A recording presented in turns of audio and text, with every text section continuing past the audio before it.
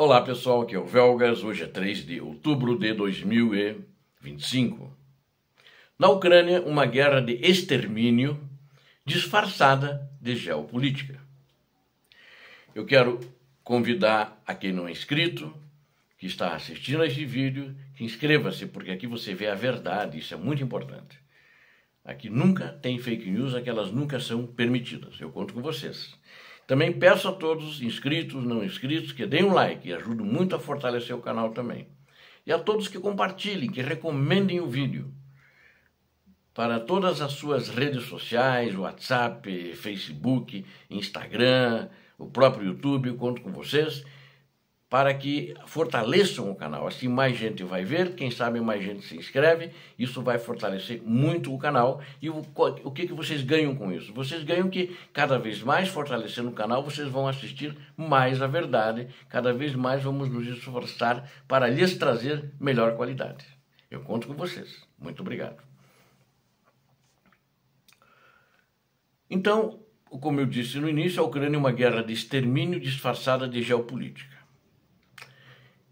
Essa guerra, que já dura aproximadamente 3 anos e 8 meses, na realidade não é bem 8 meses, mas é quase. Vai fazer dia 22 agora, né? Então, 3 anos e 8 meses aproximadamente, o povo ucraniano tem passado por sérios momentos. Tristes, sofrimento, que nenhuma nação europeia, agora no século XXI, deveria ter que passar, ou qualquer nação no mundo de toda a humanidade. É uma guerra de extermínio disfarçada de geopolítica.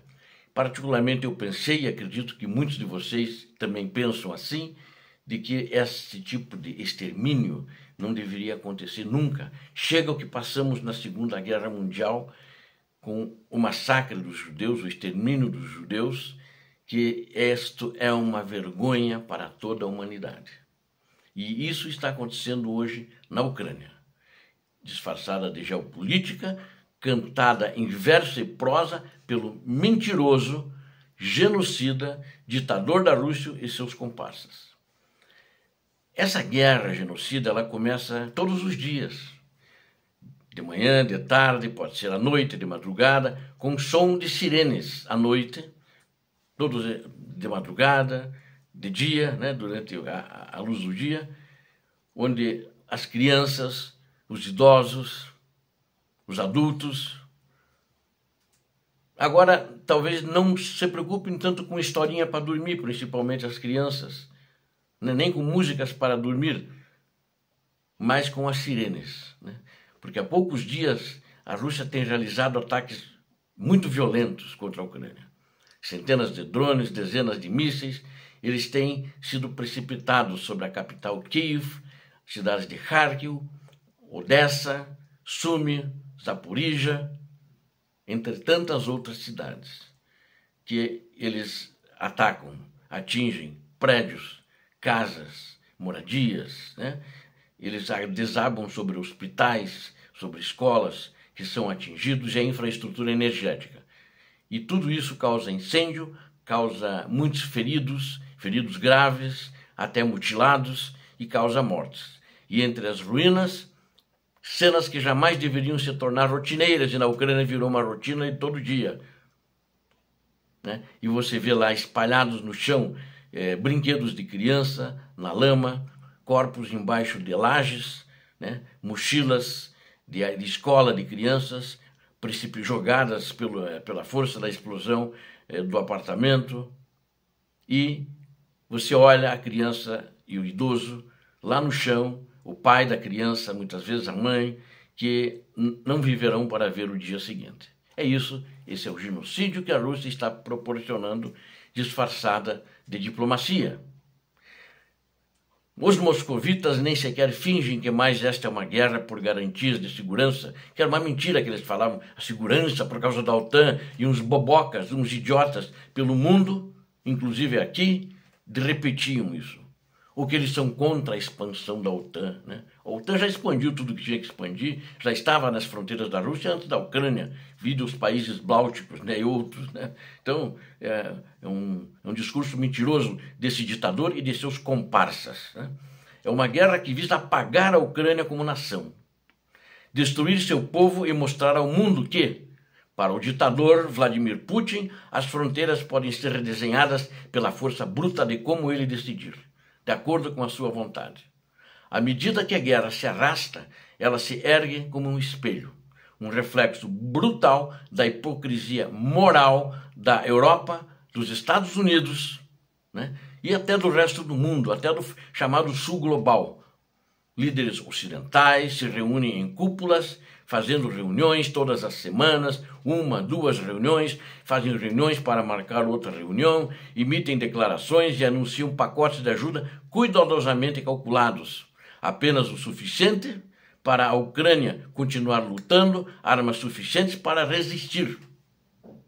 Mas eles nunca deram armas suficientes para encerrar a guerra, para a Ucrânia ter a vitória e expulsar o inimigo do seu território, ou permitir que a Ucrânia vença. Porque sem isso, o ditador não vai querer parar a guerra. Ele sempre vai continuar e a estratégia dele é fazer o genocídio do povo ucraniano, amedrontá-los. Ou assim, ele deve pensar, ou vai embora ou morra. O que isso significa na prática? Significa que crianças ucranianas passam as noites em porões, idosos também, os adultos, as manhãs em abrigos e as aulas são interrompidas por sirenes estridentes. Significa que pais colocam seus filhos para dormir sem saber se os acordarão na manhã seguinte. Significa que cidades inteiras vivem ao ritmo do medo interrompido apenas pela dor, pelo choro, pelo gemido do ferimento, pelas lágrimas. Cada drone abatido e cada míssil interceptado são celebrados como vitória, mesmo que a maioria é interceptado. Mas aqueles que conseguem passar são suficientes para causar destruição. O míssil é suficiente para tirar dezenas de vidas. Um drone é suficiente para destruir a casa de uma família, um apartamento de uma família. E cada nova onda dessa munição do mal, demoníaca, não importa quão parcialmente ela é repelida, carrega a mesma mensagem de Moscou. Renda-se ou morra. É a mensagem do ditador da Rússia. O Ocidente se convence de que está ajudando, quando na verdade transfere todo o risco para a Ucrânia. A Europa calcula, ucranianos morrem. Líderes em Bruxelas, Berlim e Paris falam orgulhosamente de determinação, mas essa determinação é ponderada em relação a linhas vermelhas da Rússia que eles obedecem, porque eles têm medo da Rússia, têm medo desse discurso furado, vazio e mentiroso sobre a história da Ucrânia, do seu ditador.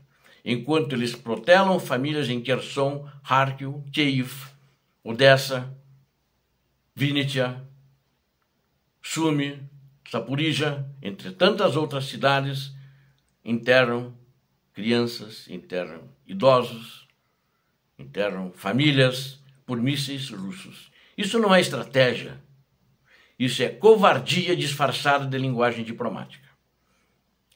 Nenhuma perspectiva real de justiça.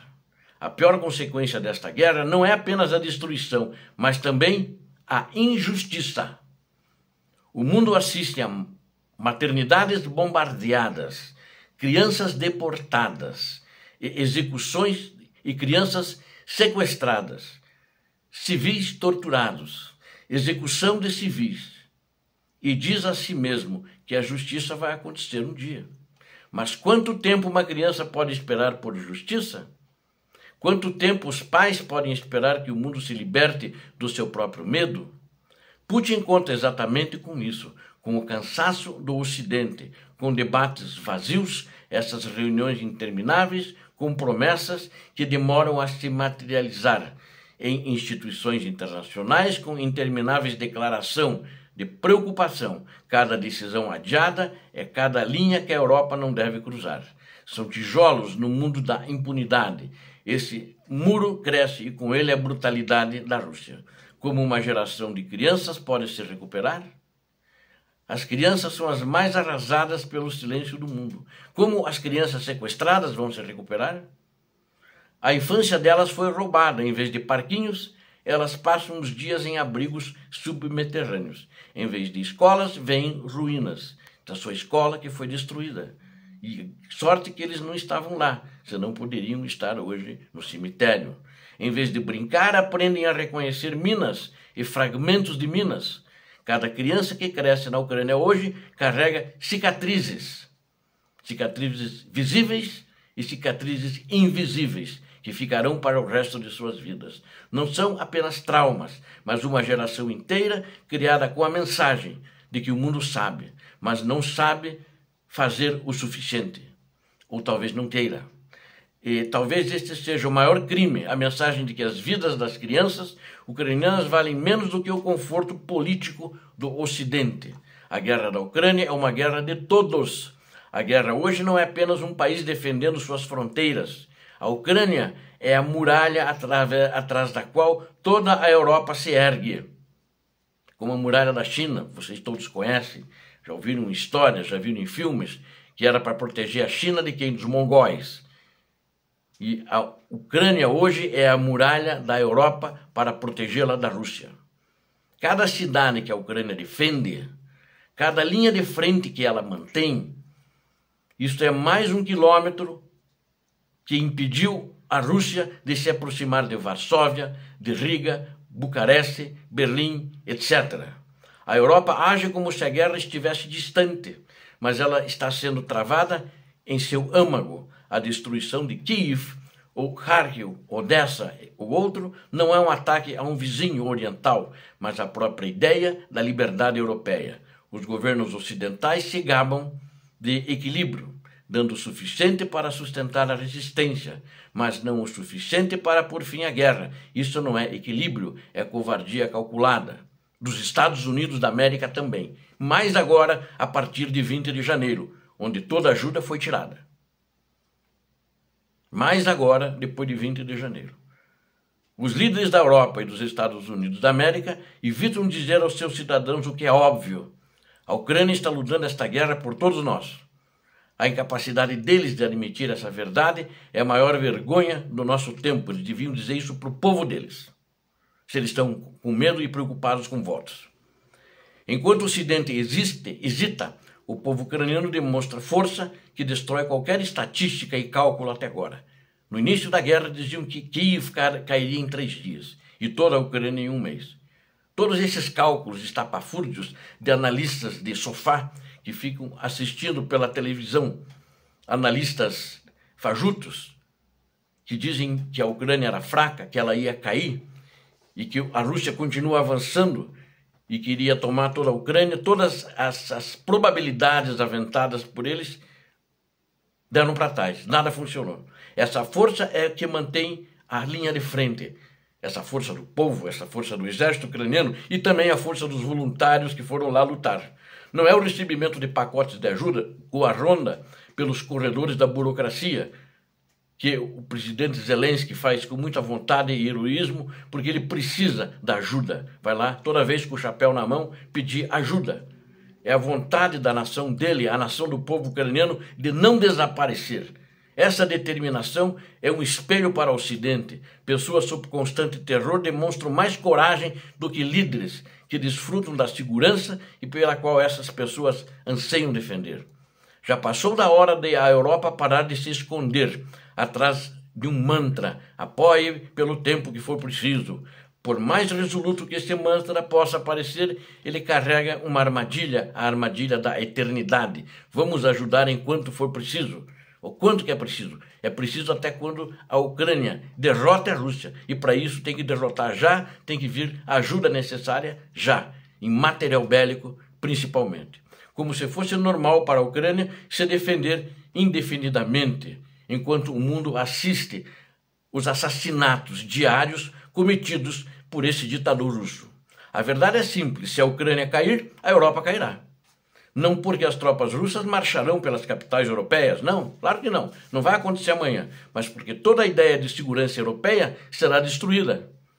Se as fronteiras puderem ser alteradas pela força, se crianças puderem ser sequestradas para a Rússia, se prédios civis e hospitais puderem ser sistematicamente bombardeados sem punição, escolas, universidades, então a Europa não será mais Europa, mas um continente de concessões e muito medo. Por 3 anos e 8 meses, aproximadamente, a Ucrânia suportou o que teria destruído muitas nações em 3 meses. Suas crianças cresceram ao som de sirenes. Seu povo aprendeu a reconstruir diariamente o que é destruído e seus soldados se tornaram um símbolo de coragem que transcende fronteiras. Um exército do comandante ao seu último soldado de muita competência, de heroísmo, bravura que transcende fronteiras. A questão não é mais se a Ucrânia aguenta, ela já provou que aguenta. A questão é se a Europa e a América aguentam o espelho que esse país lhes mostra todos os dias. A sobrevivência e a vitória da Ucrânia são as condições para a sobrevivência da Europa.